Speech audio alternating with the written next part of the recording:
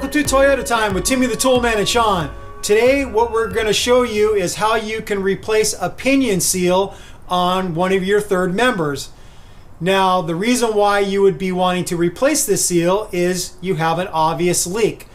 You see a drip of gear oil that's accumulating maybe underneath your rig as it sits for a long time, or you see a big mess of gear oil underneath the third member and you're finally tired of the mess. Maybe you're losing gear oil pretty fast now and it's time to do something about it. So in this video, what we're going to show you is how to get the rear drive shaft disconnected from the third member, hung up out of the way. We're going to get the companion flange, also known as the pinion flange, off, and then we're going to show you how to get that old seal out and a new seal in. The factory service manual does have specific instructions of how to get the proper preload for that pinion bearing, and we're not going to be showing you how to do that because our technique is going to be taking the old nut off and reusing the same nut. So once we get the new seal in and we get the companion flange back on, we're going to utilize the old nut. We're going to get that pinion flange nut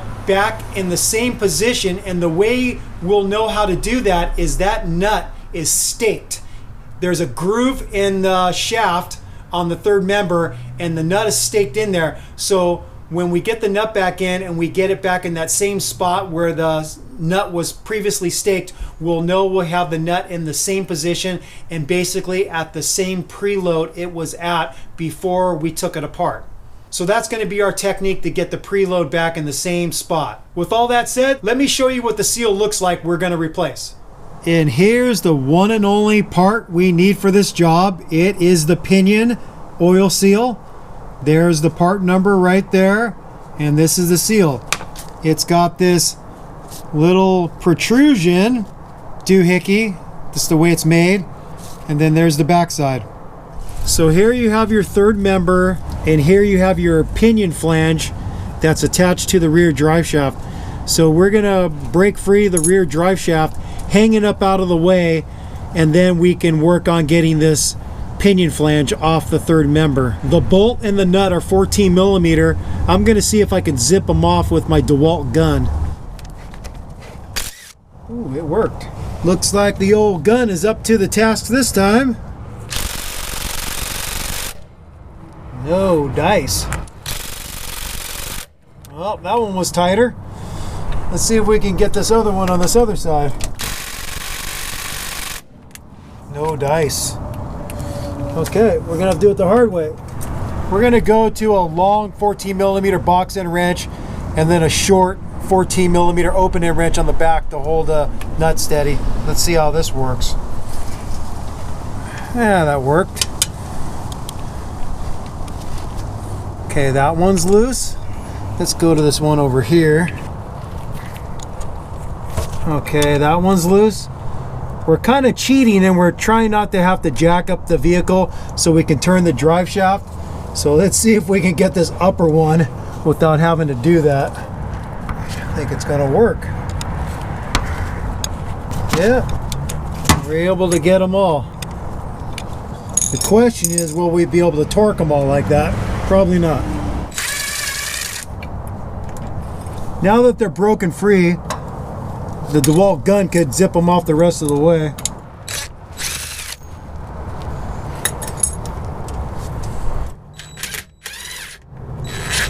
Yeah, it worked. So usually with these drive shafts, you have to hit it with a plastic mallet or dead blow hammer to break it free of this flange. So what we're going to do is we're going to tie up the drive shaft up out of our way so we can then have an easier time working on getting the pinion flange off and then getting the seal out. Okay, I have a piece of baling wire wrapped around the drive shaft. It looks like I can get this free without even hitting it, and I can. And I'm going to tie it up fairly high to where it's way up out of our way. There's other ways you could do this. You could use a bungee cord or some type of ratcheting strap, whatever you want, but the idea is get it up out of your way to where you have lots of room to work on this flange. So now that the drive shaft is out of the way, you have the nut that holds the pinion flange onto the third member, this nut is staked, so it's pounded in to where it's in this indentation. The best practice is to unstake it so you have an easier time removing the nut. If you have an impact gun, it's going to be a lot easier. What we have here is a couple of the driveshaft bolts screwed back in with the nuts on the back side, and we're thinking if you have to do it the traditional route with a breaker bar and a big socket, you can hold it in this fashion to where you're not putting any strain on the gears while you're trying to break this free. This is how we would suggest doing it if you had to do it with conventional tools. Since we have an impact gun, we're going to use the impact on this.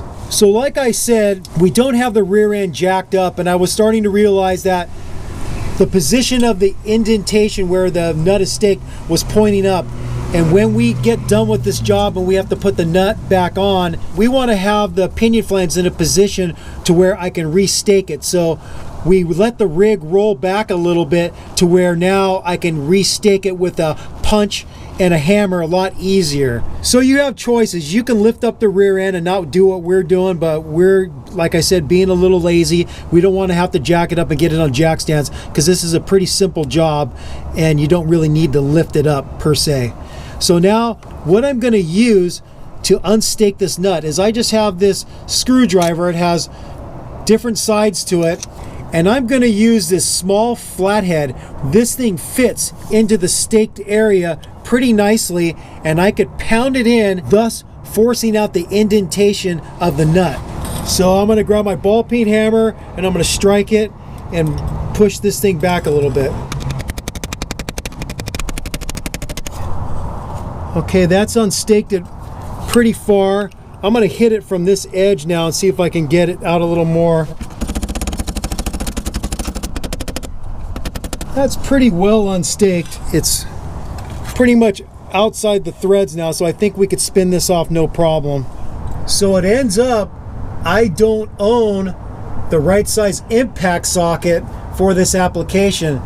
This pinion flange nut is a 30 millimeter, and I don't own an impact socket in a 30 millimeter. I just have a regular socket. So we're ending up doing it the way we did describe first, by holding the pinion flange firm with a breaker bar wedged between two of the driveshaft bolts, and then I'm using a long breaker bar with the 30 millimeter socket to break it free. And it works.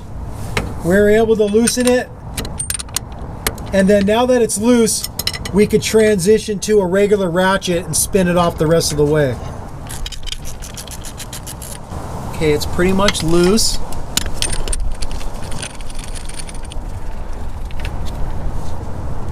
And this should just slide right out. Maybe. I think we gotta give it a little persuasion with a plastic mallet. So we've seen people take this off without a puller, and we're assuming we can do the same thing. So I'm going to tap on this and try to break it free a little bit. Oh no, it's not moving anywhere. So much for it being easy to come off.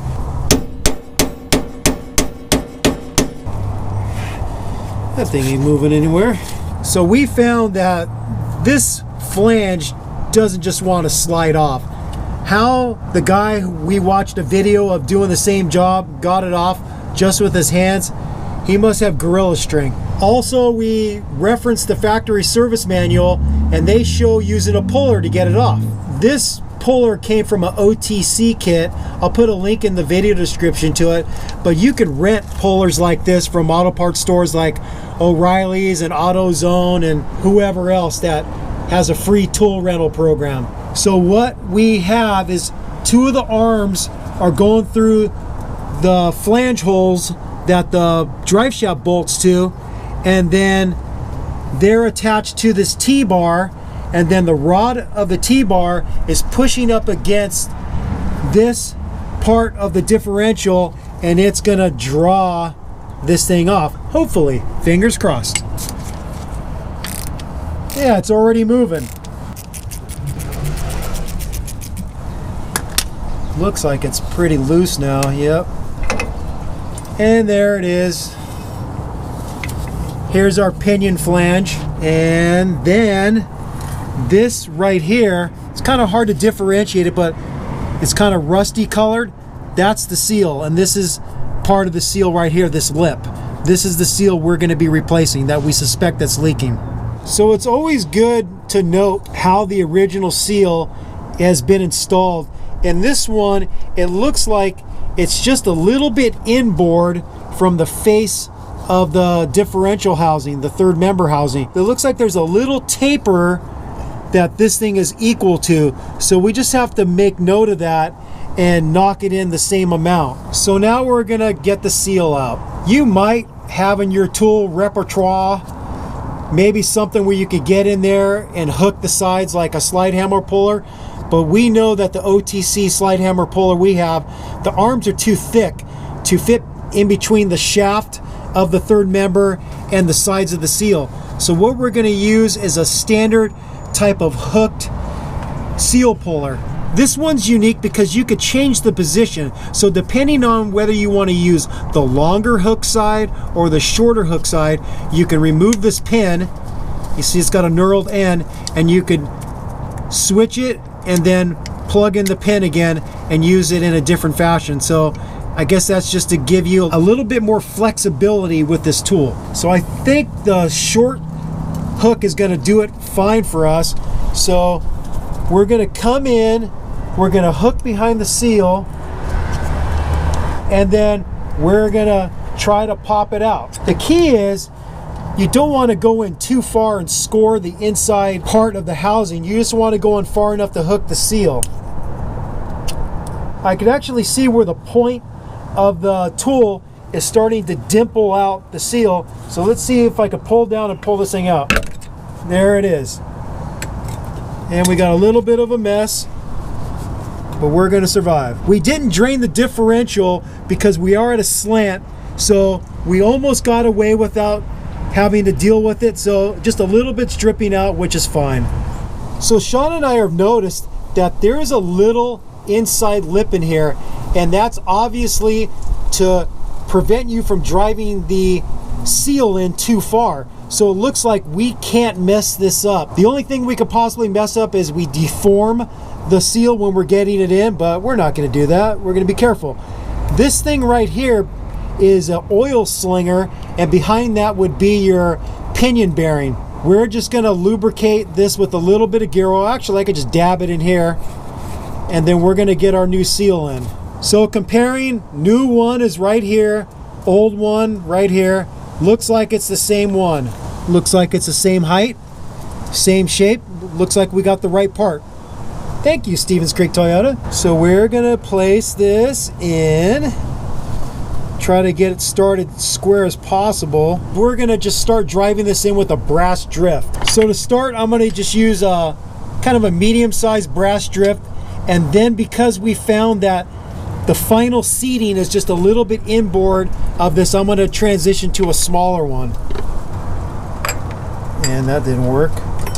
I'm going to tap this, try to get it started first. I'm holding counter pressure with my left hand so the seal doesn't pop out, and see if I can get it started.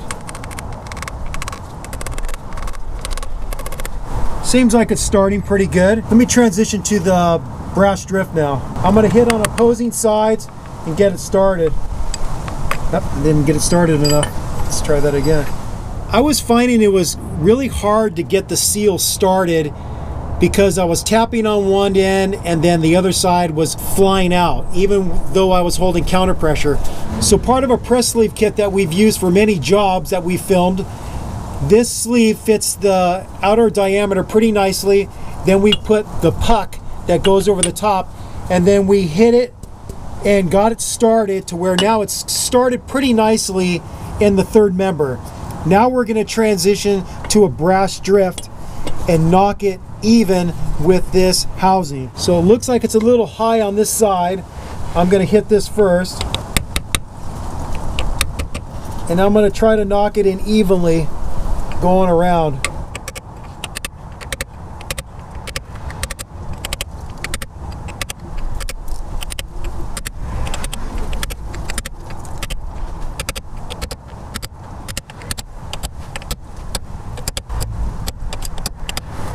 So it looks like it's now all the way flush.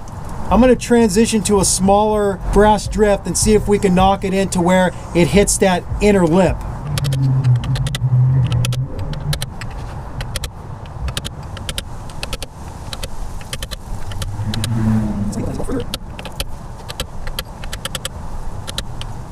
So we've made our way around and we've noticed that we're now not getting the seal any further because we've hit that inside lip, and you could also hear the difference of the sound. It's really solid. Okay, that's good. It's fully seated.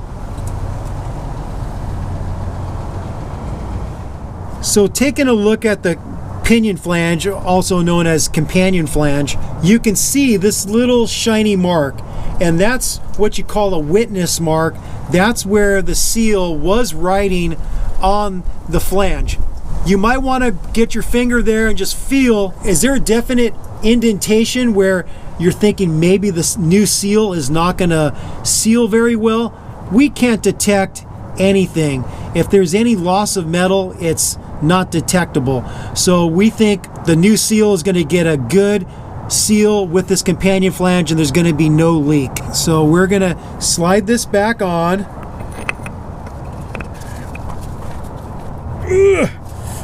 And you can get it on pretty far, but I think we're going to have to draw the rest of the way on with the nut. So the factory service manual does talk about getting the proper preload. What we're going to do, because we have the old nut that we're going to reuse, Toyota suggests not reusing it, but we're going to reuse it, and it's got the paint mark. So as long as we tighten the nut back to the same matching paint marks, we'll have it in the same preload position as it was before, and we're going to assume that that was a correct preload. But just know that the factory service manual does talk about the proper preload, but we're not going to exactly worry about that because we're just going to get it back in the same position. So we're going to get our nut back on.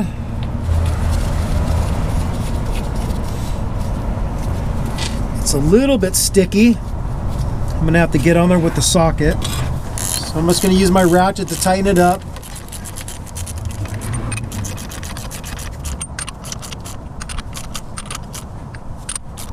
So using our 30mm socket and 1/2" drive ratchet, we tightened it to where we had it before. You can see this was the indented part of the nut, and we remember how many threads were sticking above the nut. We found that the nut got tight right where the indented part of the nut lined up with the groove on the shaft of the third member. So that's the exact position it was in before. So what I'm going to use is a punch with my ball peen hammer, and I'm going to indent it again into the notch of the shaft of the third member.